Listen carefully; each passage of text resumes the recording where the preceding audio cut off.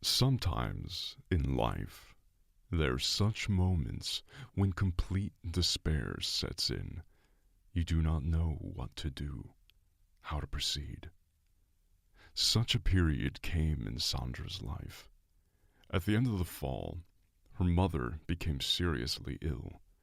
The girl stayed at her mother's bedside for days and nights, caring for her as well as she could. The treatment required a large sum of money, and though her father was a military man, his salary was still insufficient for food and medicine. The medical expenses were such that the family could barely survive, but no one ever complained. They all wanted only one thing: for their mother to get better as soon as possible. Of course, anyone can say that there is always a way out of any situation.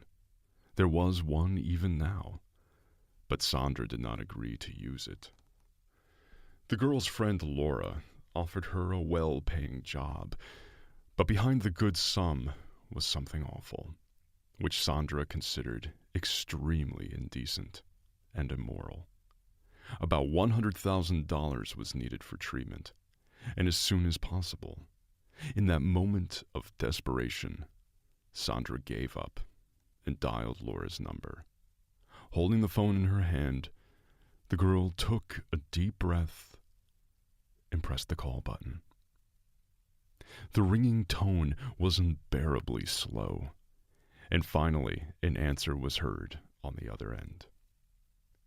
Hello, Sandra. Hi, what's up? Hi, Laura. Remember you offered me a job? The girl was silent for a second, as if remembering. Then she almost squealed happily into the phone. Of course, good for you. It's better for everyone, believe me. And there's absolutely nothing wrong with this job, Sandra. Oh, I hope so. The girl felt a chill run down her back. Do you still have an opening there? There's always room for you. Okay. Thank you, Laura. You're welcome, friend. I'll meet you tomorrow at the address. I'll text you. The next day, Sandra arrived at the address Laura gave her. It was a modeling agency. She spun around for a while in front of the modeling experts, who evaluated her appearance, took pictures of her portfolio, and in half an hour she was signing a non-disclosure contract. The girl was full of doubts, but still signed the contract. But she wasn't supposed to be a model. What she was supposed to do was called an escort service. A couple of days after she got the job, she got her first call from her boss. Sandra, a wealthy man really likes your photos. After these words, the girl began to tremble. Tomorrow night you'll have to accompany him to an event. He has already paid us for your services. You'll get some of the money later, but he can still tip you if he likes you a lot. Is that clear? Forgetting that her interlocutor could not see her, Sandra nodded silently. When she came to her senses, she muttered, "Yes, I see. Fine, put on something decent." Frankly speaking, Sandra was afraid. It was her first time in such a role, and the fear consumed her even more, except that there was nowhere to retreat. After talking to her supervisor, the girl dialed her friend's number. "Hi, Laura, listen, a man likes me and he wants me to escort him to an event tomorrow." "Oh, that's great." "What's great about it? I'm terrified." "Don't you worry so much. No one will touch you. It's all within tolerance. The agency always takes care of it." "I hope so. Let me take you where you need to go tomorrow. Unless, of course, it would make you feel better." "That would be great." "That's the deal. And stop worrying already. Better find some self-confidence. And remember, it's all for your mother's sake." "You're right." Sandra nodded again. "Thank you very much." "You're welcome." As promised, Laura picked up Sandra the next evening. Sandra took a long time to choose the best dress, did her makeup and hair, and tried not to think about the upcoming event. When she went outside, her friend was already waiting for her in her brand new red car with music playing loudly. "You look great," Laura said as soon as Sandra approached the car. "Thanks." So are you ready? I'm not sure I'm doing the right thing. Are you sure they're not going to hit on me? Silly, we only accompany them. They need pretty girls to make an important appearance in front of their partners. I've never met a handsome young guy yet. They're all old men. If you don't want to, nothing happens. It's written in the contract. That night, Sandra was accompanied by a fat, ugly man who was always chewing and grunting like a pig while laughing. He annoyed her, but she tried her best to pretend that everything was fine and that she liked it all. For the first time in her life, Sandra tasted alcohol. She drank a glass of good champagne, after which the girl suddenly felt dizzy. She almost fell if she had not been picked up in time by the man next to her. He watched her all evening and enjoyed her beauty and gracefulness. "Thank you very much," Sandra quickly muttered with embarrassment. She was very embarrassed by her clumsiness. "No problem, just happened to be right on time. My name is Carl, by the way." "Well, I'm Sandra. Nice to meet you." "Likewise. Are you here accompanied by that rich man over there?" The guy pointed to the man with whom the girl had come. "Yes, to be honest, he's awful. He has absolutely no manners with a lady." "Yes, you can tell that right away," Carl smiled. When he looked at Sandra, his gaze changed involuntarily, and the girl immediately noticed it. Carl was young and handsome. He was wearing an expensive suit and a hairstyle that suited him. After all, he was the only one at the event who really paid attention to her, and he communicated sincerely, without any subtext. "Is this your first time here?" the guy asked. "Yes, it's strange, but it looks just as I imagined." Carl looked at the girl questioningly, and she hastened to explain. "That's too pompous and not natural." He laughed, and she couldn't contain her laughter either. After that, Carl and Sandra got to talking. They came to the table with drinks, and the girl took a glass of champagne again.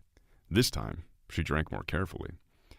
The couple talked about all kinds of topics, not shying away from loud exclamations and laughter. Some of the guests even looked back at them with disgruntled faces.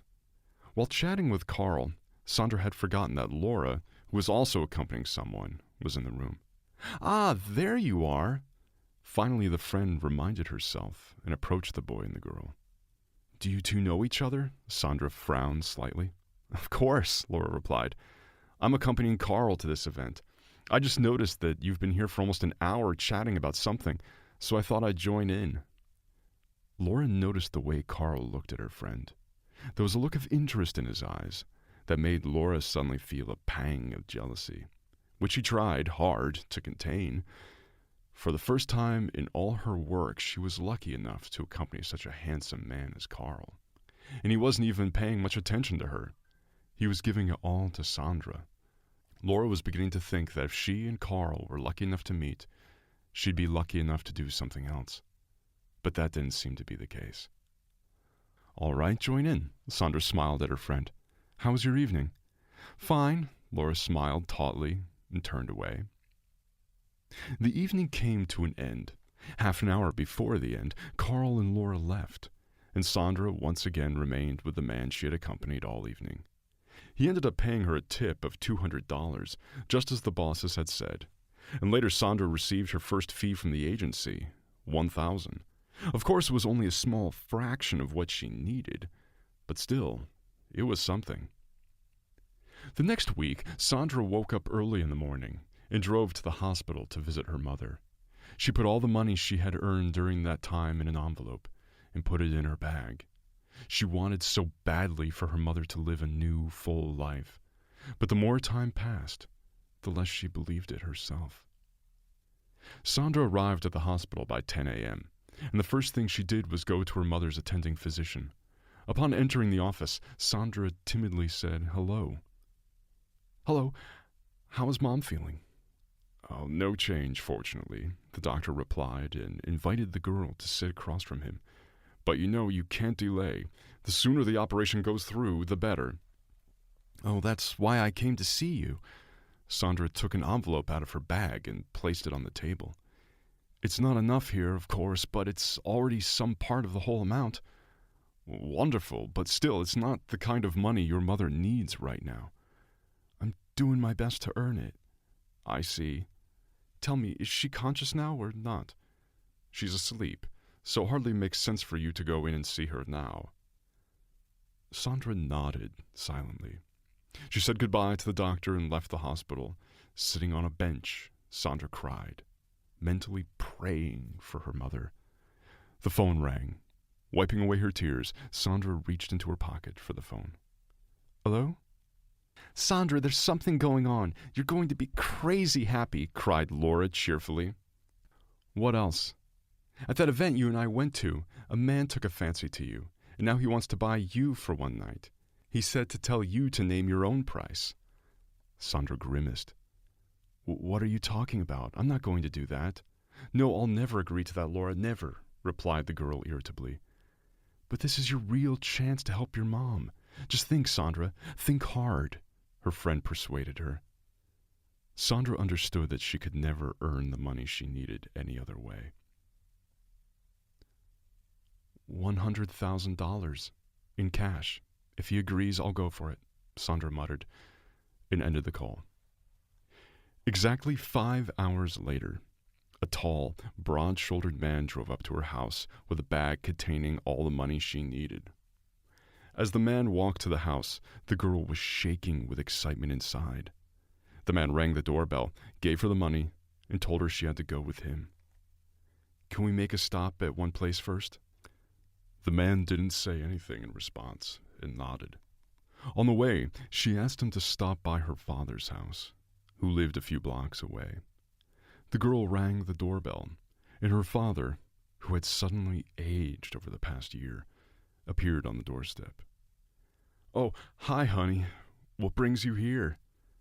Hi, Daddy. Sandra handed him a heavy bag. Here's the entire amount for Mom's treatment. But how? The man looked at his daughter in amazement.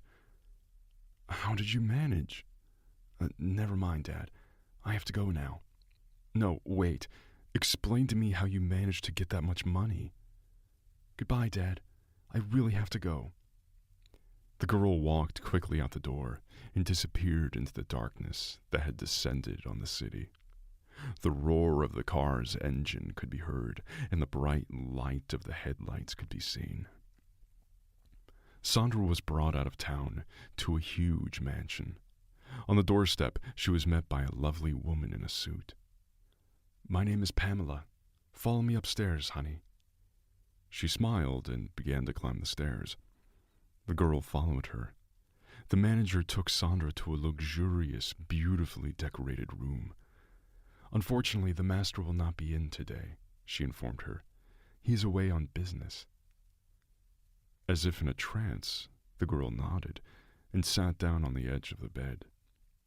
The woman who escorted her out hurriedly left, and only then was Sandra able to breathe normally.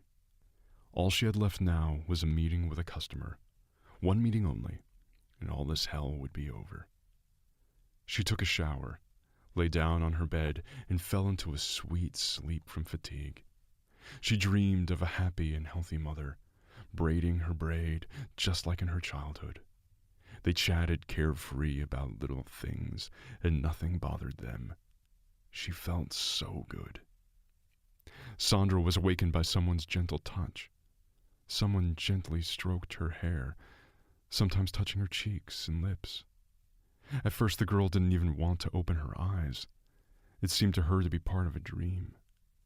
Then she did open them. She froze in utter horror. Next to her was him, the handsome man from the party, Carl.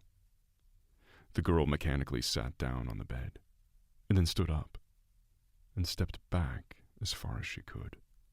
Her heart was pounding like crazy. Oh my God, she could only utter, to which she immediately received a smirk. Surprised? I didn't know who bought me. I didn't think that it was me. Yeah, I didn't think we'd ever meet again. This is your chance, and your second meeting with me. Carl got out of bed and slowly began to walk closer and closer to Sandra. But why do you want me? You shouldn't care about that. Don't you want what I want? You will be mine, Carl muttered. Fortunately for the girl, they were interrupted. There was a knock at the door, and then Pamela's voice was heard. Carl, there's someone here to see you. Who else? Your mother. Who? The guy stretched out. What the hell is she doing here? Get dressed. The boy quickly threw on his shirt and went downstairs. From the first floor came joyous cheers, which Sandra heard muffled as she dressed. She was still in shock at her customer and at what had happened. His touch was pleasant, but at the same time too rough. What are you doing here, Mother? Said Carl somewhere below. Oh, decided to visit my son for a while. You live here all alone, poor thing. So I thought I'd stay with you for a week. Finally, Sandra got dressed and decided to go downstairs. Carl's mother immediately noticed the unfamiliar girl and turned to her. And who is this lovely creature's son? The mother cheered. The guy stretched out thoughtfully. This is my fiancée, Mom. Meet her. Her name is Sandra. Fiancée? Carl's mother put her hand on her chest in surprise. And you're hiding her from your mother? How uncool. Come on, come closer, sweetheart. I won't hurt you. Sandra, stunned by Carl's lies, obediently approached his mother. Hello. Nice to meet you. Likewise, dear. How beautiful you are. Look at you. My son has finally decided to get married. This calls for a celebration, the woman commanded. I'll celebrate without me, said Carl grudgingly. I'm off to work. Turning around, he went upstairs. So be it. It'll be fine for the two of us, won't it? Asked Deborah, which made Sandra suddenly smile and agree. I think you're right. The women really spent the whole day together. They talked a lot, trying to get to know each other, and even though Sandra had to lie in some places, she still felt very comfortable around Carl's mother. In addition, she managed to make a positive impression on Deborah. Oh, you're a great girl, Sandra. My son has never had a decent girl before. Thank you, Sandra laughed. How did you two meet? At an event? Oh, how interesting. Yes, we had a very long conversation that night. Conversation sometimes strengthens a relationship the best, Deborah laughed with a wink at the girl. Carl did not return until the evening. The guy was not alone, but with a friend of Peter's. Wow, who's that pretty girl? Took off his glasses and cheered Peter. Oh, my fiancée. What, have you forgotten? My fiancée. What, have you forgotten? The guy quickly replied, stepping stealthily on Peter's foot. Sorry, I didn't recognize it, the guy grinned, trying to hide his embarrassment. You're getting prettier. Sandra, Carl prompted. Yeah, right, sorry, Sandra. The women looked at each other in surprise and invited everyone to the table. The cutlery rattled, but for some reason the conversation did not go well. Let's drink to the engagement of my son and this wonderful girl, Deborah suggested, raising up a glass of red wine. Everyone followed her example. Oh, thanks, Mom, Carl smiled. Looks like you picked the best girl of all, son. Of course, Sandra heard all these words, but that moment she was aware of something else entirely. Peter looked at her all the time, glancing over her. He was clearly attracted to her, and she didn't like it at all. It so happened that instead of one night, Sandra spent a whole week at Carl's house while his mother was visiting there. They spent a lot of time together, sometimes walking in the garden, sometimes going to some of the museum exhibitions that Deborah adored so much. Surprisingly, Carl was always gallant and polite to Sandra. He courted her, sometimes even gave her small gifts, which surprised her even more. Sandra herself began to treat him more gently, especially after the first day when she found out that he had bought her. At moments she wanted to take care of him, touch him, and even kiss him. Maybe she was imagining it, but she was slowly beginning to fall in love with him, and she hoped he was in love with her too. Sandra had to chase those thoughts away. She reminded herself that he was only buying her for one night. It was fleeting, and no, future together was out of the question. After these thoughts, she wanted to know what all this game was about. "Carl, can I talk to you in private?" "Yeah, sure," the guy nodded and got up from the couch. "What's up?" "Come on, let's walk around the garden." They went outside and walked slowly down the path, while Sandra worked up the courage to finally get the answers she needed. "Why did you call me?" "I wanted to ask you something." "So ask." The girl took a deep breath and asked, "Why did you buy me?" The guy smiled slightly and lowered his head. He kicked the stone in front of him, then raised his head again and stared up into the sky as if he were having trouble answering such a simple question. "The thing is, I accidentally found out why you needed so much money," he began to say. "Laura had somehow blabbed about it. When I found out, I couldn't help you. My father died more than 10 years ago, simply because he couldn't be saved. We didn't have that much money to help him then. Yes, I have everything now, and now I could help my dad, but there's no getting him back. And I honestly would give anything to have him by my side and my mother's side again. Look, Sandra, I wasn't going to be with you against your will. That would be too cruel and unfair. Also, you won't have to work in that awful field anymore." "And if I didn't say yes," the girl asked in a trembling voice, "what would happen then?" "Nothing. But I swear I try to find a way to give you that money for your mother. Look, my mother is leaving tomorrow for her place." He nervously ran his hand through his disheveled hair. "And you can be free, of course. If suddenly you want to stay and, well, live with me, I'll be only too happy, really. But if not, I won't even try to keep you. That wouldn't be fair."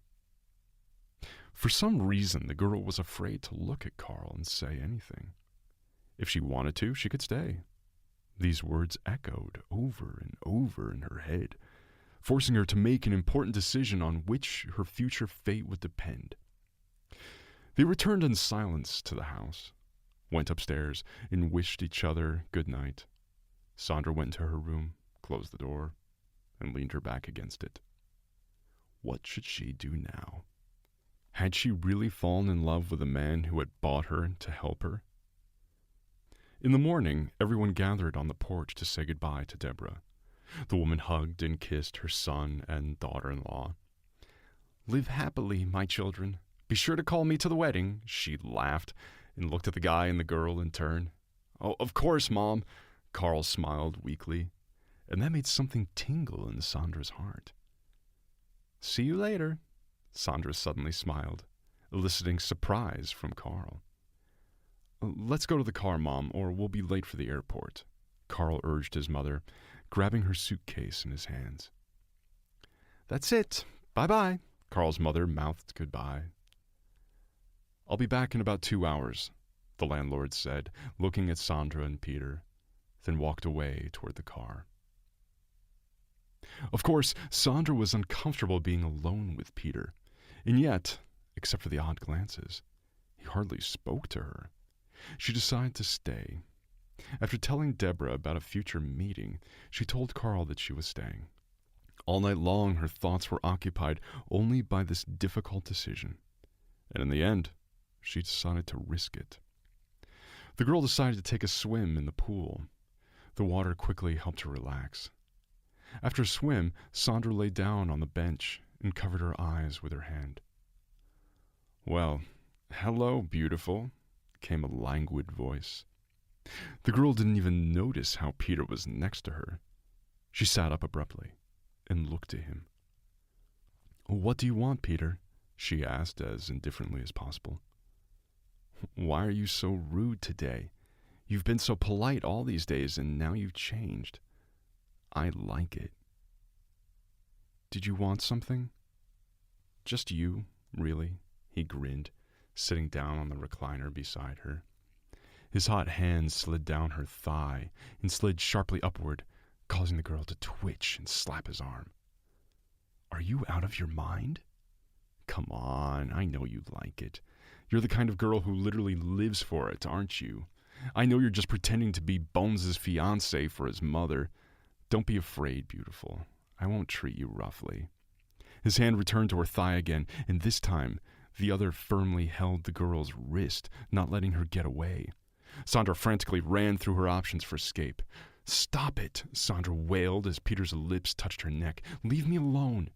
"Come on, my friend won't mind, believe me." "Go to hell," the girl tried to break free, but at that moment the guy piled his whole body on top of her, completely immobilizing her. "Help me," the girl cried in tears. "Please, Carl." Suddenly someone roughly pulled Peter away from Sandra, literally throwing him to the ground. Wiping her eyes, the girl saw Carl was sitting on top of Peter and was beating him in the face with his fists, screaming with anger and something unintelligible. "She's mine, you hear me? She's mine," he shouted as he struck another blow to his friend's face. "Don't you dare lay a finger on her, you bastard." "Okay," Peter coughed blood. "Okay, I get it. I also know who she is. I'll wait." "Don't you dare talk about her like that. I love her, so get up and get out of my house. The sooner the better. Understood?" "What a fool," Peter laughed, wiping the blood from his split lip. "No woman is worth this." Carl glanced angrily at the limp Peter, and he quickly left the house. As soon as he heard the roar of an engine and the squeal of tires, the guy ran to the girl, curled up in a lump on the recliner, trembling with fright. "Are you all right?" He touched her face gently. "Did he hurt you?" Sandra shook her head negatively. "I shouldn't have left you alone with him. This is all my fault. I'm sorry, please, forgive me." He hugged the girl tightly, looking at her through her hair, down her cheek. She was still trembling with fright, sitting in his arms, but she was getting calmer by the minute. They sat by the pool for a long time, hugging each other in silence. At one point, Sandra reached for Carl herself and gently kissed him. "I love you too, Carl. I want to stay with you." A few months passed, and the wedding, which at first was a fiction, actually did take place. They invited everyone, and even Sandra's mother, who was finally able to leave the hospital and be happy for her daughter, who had saved her life. "Oh, baby girl, where did you get all this money?" her father asked Sandra in a whisper after the ceremony. "It's all thanks to Carl, Daddy," the girl smiled, looking now at her husband. "He's the one who saved Mom. And me." "All right, everyone's presentations are done," Nick, the manager, said as he tried to move the discussion forward. "Excuse me, I haven't. I recently found out something." Nick interrupted me and began to speak. "There's apparently someone in this department who didn't graduate high school and is just a part-timer. Meetings should be for employees only." "Absolutely right." His lackey, Mike, of course, agreed with Nick. "I'm leaving." After leaving the meeting room, I started to shut down my computer. I noticed that an email had arrived, not in my personal inbox, but in the company's shared email. Thinking, there's no point in speaking up, no one will listen, I went home quietly. The next day, I heard a commotion from Nick's desk. He was staring at his computer screen, his face pale. "Nick, is something wrong?" Mike looked at the screen with him. And he turned even paler than Nick. Why is he so angry? Knowing the reason for Mike's distress, I thought to myself, serves them right. My name is Adam. My mother passed away when I was in the 9th grade, and I was raised by my father. Well, you could hardly call it being raised. After my mother passed, my father changed. He drowned his sorrows in alcohol, and though he still went to work, he squandered our living expenses on horse racing. Because of that, I had to start working part-time as soon as I entered high school. Every month, I went to the convenience store with bills in hand that couldn't be auto-deducted from my father's account. Even though I endured it because I didn't want to be alone, I reached my limit in my second year of high school and dropped out. I found a live-in job at a distant inn. Thank you for everything. The day I left home, my father, still staring at the TV, spoke. Take care. That was our last conversation. Back then, 18 wasn't the age of majority, so I needed my father's permission to work, and I couldn't hide my place of employment. Yet, my father never visited me even once.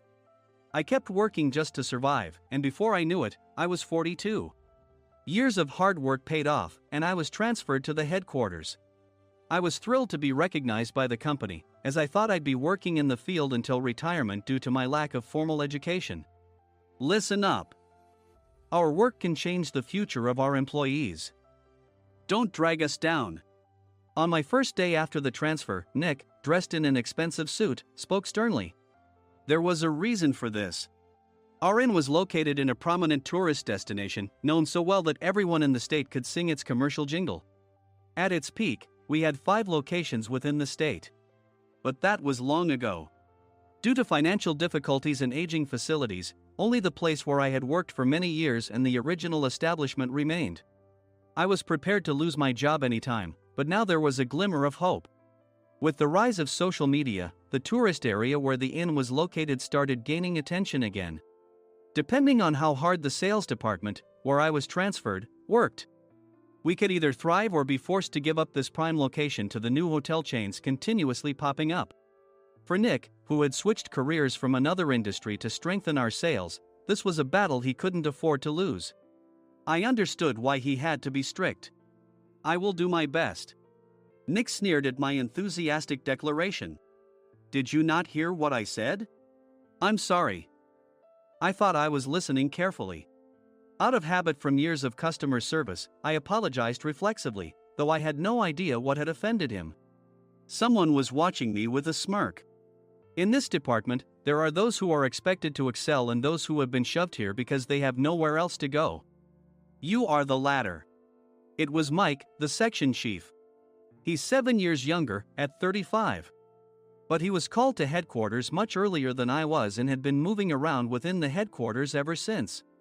I'm not jealous, but I can't accept that he's my boss.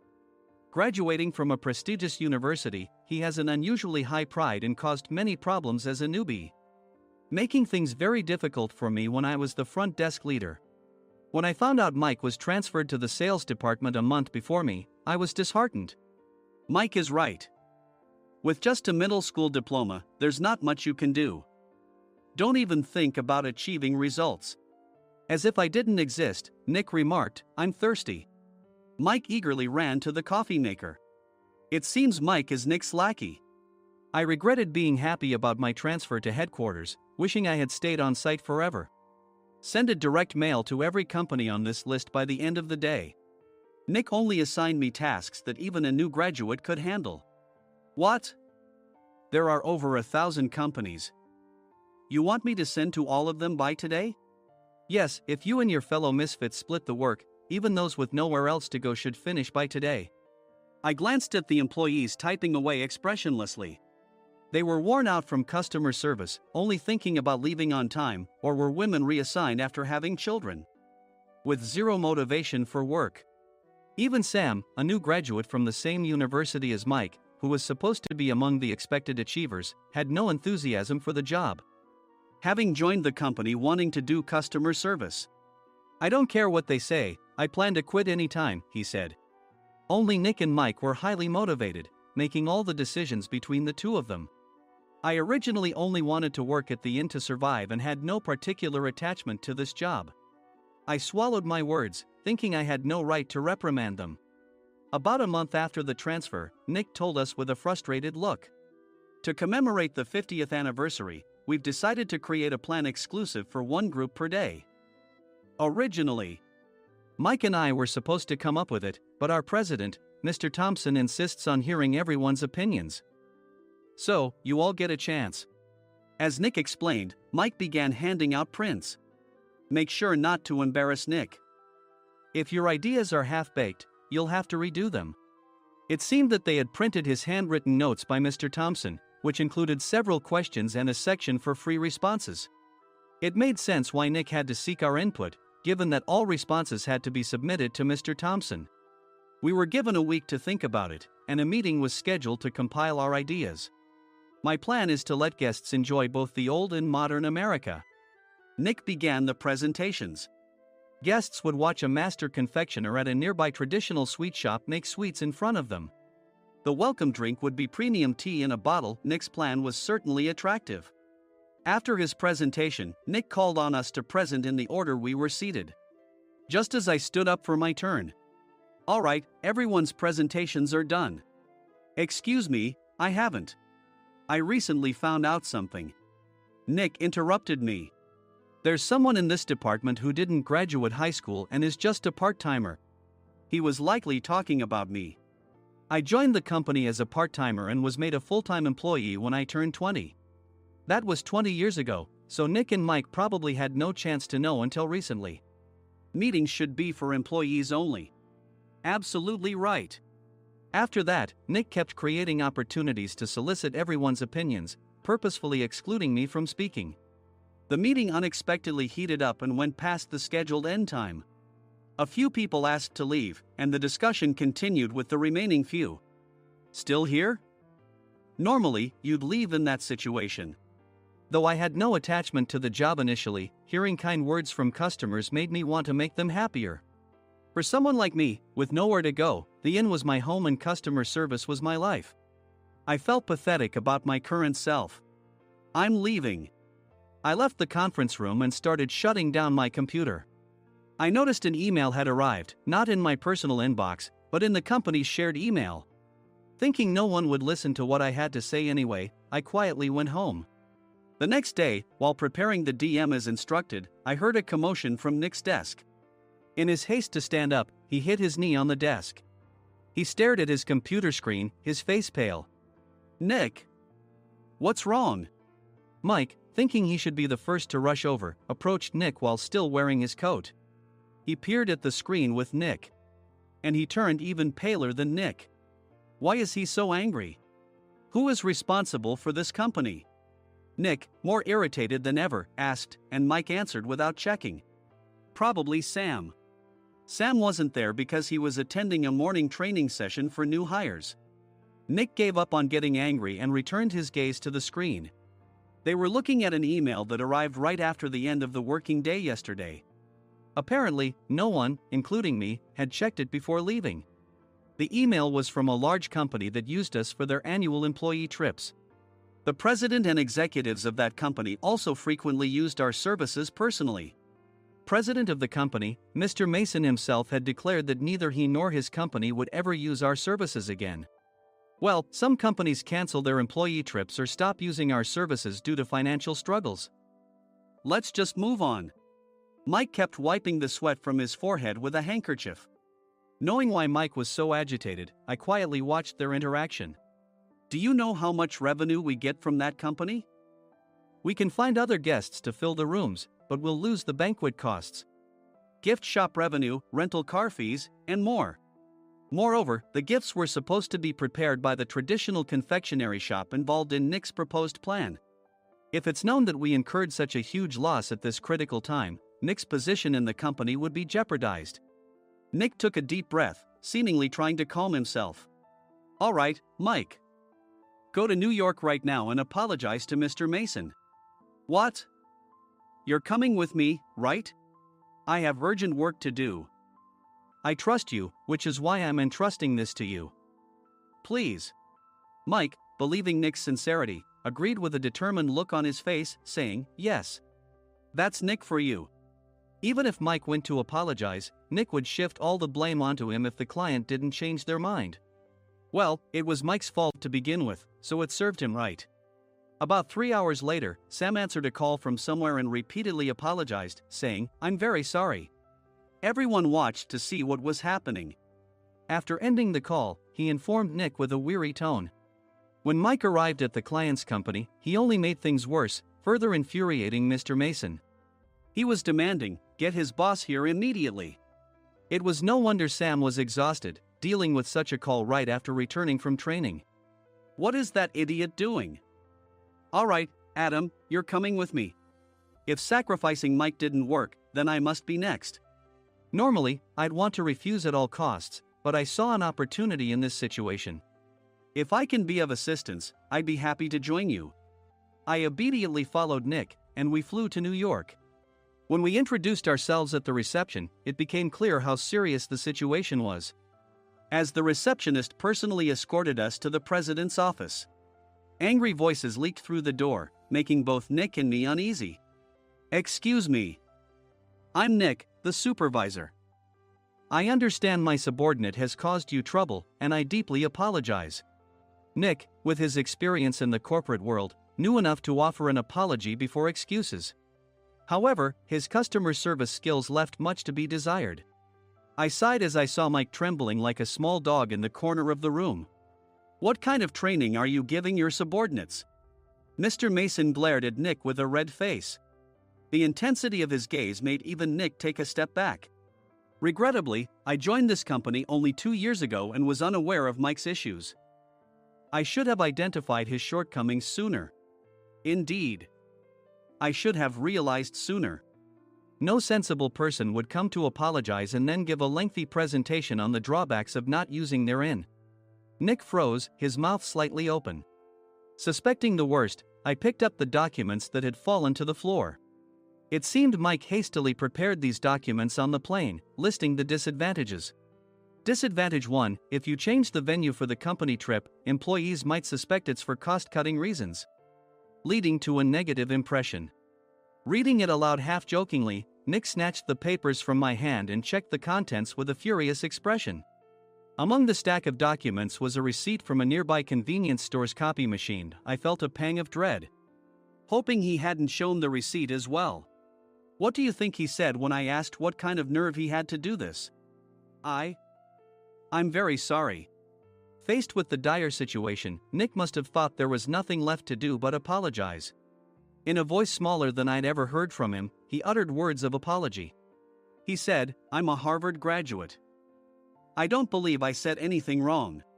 "Mike, what have you done?" Forgetting his plan to pin the blame on Mike, Nick yelled loudly, even in front of Mr. Mason. "I didn't do anything wrong." "You're still saying that? Look at him." Mike pointed at me with a shaking hand. "I was assigned to headquarters in my 20s and now I'm a section chief. This guy only made it to headquarters at 42. Everything I've done proves I was right. So why are we losing the contract?" Having said his piece, Mike collapsed to the floor. "Of course. You were sent there because you had nowhere else to go." Mike never expected to hear such words from someone he looked down upon. He lunged at me, and Nick hurriedly stepped in to stop him. "Mr. Thompson told me Mike is a quick thinker, and to take good care of him." There's no way he was pushed aside. "Don't make things worse here. He didn't say quick thinker, he said only quick-witted, didn't he?" I don't remember that part." I recalled the many troubles Mike caused when he was a newbie. When Mike was on the front line, his pride was so high that he never apologized to customers. Customer service, especially in our job, doesn't work alone. It brings both good and bad situations. If the front staff or housekeepers made mistakes, or the cleaning company didn't properly clean a room, one had to apologize to the customers regardless of personal fault. Mike, in such situations, would never apologize, insisting he wasn't at fault. This often angered customers, and as the front desk leader, I frequently had to apologize on his behalf. He caused complaints and disrupted operations, which is why he was quickly moved to headquarters. In departments where he didn't interact directly with customers, his quick thinking was beneficial and things went well. But it seemed his flaws were starting to show.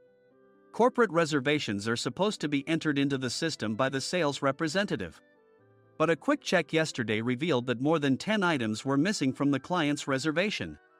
The handover document clearly stated what needed to be prepared. Why didn't you enter it into the system? Why do we have to give them special treatment? Filling rooms near the banquet hall, setting up all the food in advance. Specifying the brand of wine, they're too demanding. No wonder he always angered customers, I thought, feeling a headache coming on. Grouping them in rooms near the banquet hall is for our benefit too. It makes it easier for the staff to set up beds and serve breakfast since everyone's schedule is synchronized. As for the other requests, Mr. Mason suggested them to lighten our load. I didn't know that. Nick finally seemed to realize that Mike was the one who had angered the client. What did you say to them? I just told them we wouldn't give them special treatment anymore. We shouldn't waste effort on things that don't bring in money. I was utterly exasperated at his lack of understanding of customer service. Of course, we shouldn't comply with unreasonable demands. But carrying over successful practices from past stays makes customers feel remembered and enhances their experience. Good memories encourage repeat visits. That's part of our job. I looked down at Mike, who was sitting on the floor. In our job, nothing is a waste. Mr. Thompson likely moved you to the sales department, hoping you'd finally understand this. How do you think he feels now that you failed to meet his expectations? Mike, tears in his eyes, fled the president's office. I was amazed he still hadn't apologized. You have it tough, Adam. It's okay, we're all employees of the same company. I deeply apologize for this disrespectful incident. Especially after all the care you've shown us. If it weren't for you, Adam, I really would have stopped staying here. When I heard you were moving to the sales department, I was willing to reconsider if you handled it. Seeing us talk so amicably, Nick's face contorted. Do you two know each other? Adam's service is excellent. I always requested him specifically. Normally, we don't accept specific staff requests, but we made an exception for Mr. Mason, adjusting my shifts accordingly. He had personally stayed at our hotel just before my transfer, and during casual conversation, I mentioned, I'm moving to the sales department soon. If I hadn't told him then, things could have been much worse. Please continue to take care of us. I look forward to it. On the return flight, Nick awkwardly offered me a can of beer. It's still working hours. Of course, I had no intention of forgiving him for a single beer. Nick might try to pin everything on Mike and avoid any consequences. While pondering this, a startling fact came to light. Nick, the tea bottles for the plan have arrived. I handed Nick a bottle labeled with our inn's name. They look good. What are you talking about? These are plastic bottles. I had assumed we would use the trendy, high-end bottling tea. But what arrived were ordinary plastic bottles of tea with customized labels. The only unique aspect was the label, which had the inn's name, making it look customized. Upon further investigation, I discovered that a substantial amount of money was set to be paid to the tea company. It was priced like bottling tea. Does this plastic bottle really cost $100 each?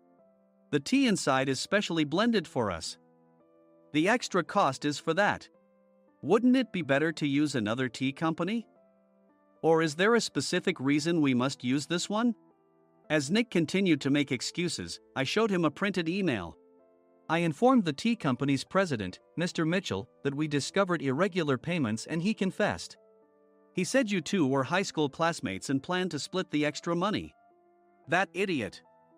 Why did he confess? That's not important. You should worry about yourself, this could turn into a police matter. Opening the bottle cap, I suggested. How about calming down with this tea? It supposedly has a relaxing effect. Nick drank the tea frantically. In the following days, decisions were made about their fates. Mike was reassigned to the General Affairs Department, with no chance of transfer or promotion, as per Mr. Thompson's orders. As for Nick, since the payment to the tea company hadn't yet been made, he narrowly avoided legal trouble. Instead, he was encouraged to leave the company, and to avoid further complications, Nick submitted his resignation. Rumor has it that connections between HR departments have made it difficult for him to find new employment. Even though it was good to have those two gone, something unexpected happened in the sales department. Everyone became motivated and united in refining the 50th anniversary plan. In the end, my plan was adopted. We collaborated with the Tourist Information Center to provide personalized guides. The plan, tailored to the number of guests, was truly special for the 50th anniversary. Hey, is Adam's family coming to stay? I immediately booked that special plan for my family. Sam noticed it on the reservation list and quickly picked up on it. Yes, I'm inviting my father. That's great. I might invite my parents too. I lacked the courage to face my father just as Adam. But here, with the confidence Mr. Mason praised, I felt ready. The 50th anniversary plan was a perfect opportunity to reconnect with my father. I hoped to bring back the days when we could laugh together as we once did.